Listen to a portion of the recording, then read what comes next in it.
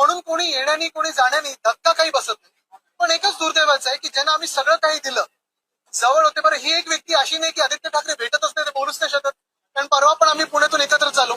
हे सगळं जरी खरं असलं तरी प्रश्न हाच येतो की अजून काय पाहिजे तुम्हाला, अजून किती ओरबडणार.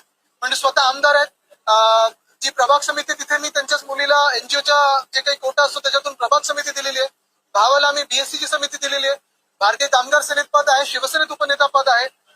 एवढं सगळं होऊन देखील बीएससी तर आहेच, बीएससीचे युनियनचे अध्यक्ष आहेत. मग अजून तुम्हाला काय पाहिजे हा एक प्रश्न पडतोच. म्हणजे आम्ही काही कमी दिलं का? तसं नाहीये. जे काही इतर बोंबलत असतात की भेटत नव्हतं तसंही होतं का? तर रोज तुमचे माझ्यासोबत फोटो आहेत, रोज येता जाताना भेटता. मग अजून काय करायचं तुमच्यासाठी? रोज काय तुमच्या आरत्या करायच्या का? हाच एक प्रश्न पडतो. पण कोणी येण्याने कोणी जाण्याने काही फरक पडत नाही. जो बालेकिल्ला आहे तो तसाच राहणार. अरे परवा पुण्यावर येताना आमची सखोल चर्चा कुठे कुठे काय काय करायला पाहिजे, काय परिस्थिती. पण एक निश्चित होतं, थोडं मनात नैराश्य होतच की आता लोकशाहीचं कसं होणार, लढणार कसं, असं तसं हे सगळं होतं की आता पुढे काय होणार, संविधानच बदलतायत. पण मुळात हाच प्रश्न आहे, जे जात आहेत त्यांना, मग सचिन भाऊ विखे सगळे कोणी असतील त्यांना हाच प्रश्न आहे.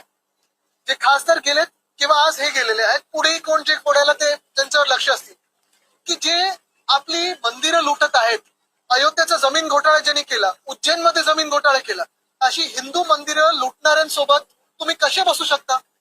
जे महामानव डॉक्टर बाबासाहेब आंबेडकरांचं संविधान बदलू इच्छित आहेत, दोन तृतीयांश पूर्ण जे काही मेजॉरिटी पाहिजे ते करून, 2/3 मेजॉरिटी करून, ज्यांना डॉक्टर बाबासाहेब आंबेडकरांनी दिलेलं संविधान बदलायचंय, तुम्ही त्यांच्यासोबत कसे बसू शकता? आणि तिसरी गोष्ट म्हणजे, ठीक आहे, हे आम्ही थोडा खोलावर अभ्यास केल्यानंतर समजायला लागलेलं आहे की हे जे काही पहिलं ऑपरेशन टायगर होतं, मग आता हे आहे, मग सतत ही चर्चा चालली आहे. हे ऑपरेशन टायगर मुळीच नाहीये, हे ऑपरेशन देवेंद्र फडणवीस आहे आणि त्याचा हा परिणाम आहे.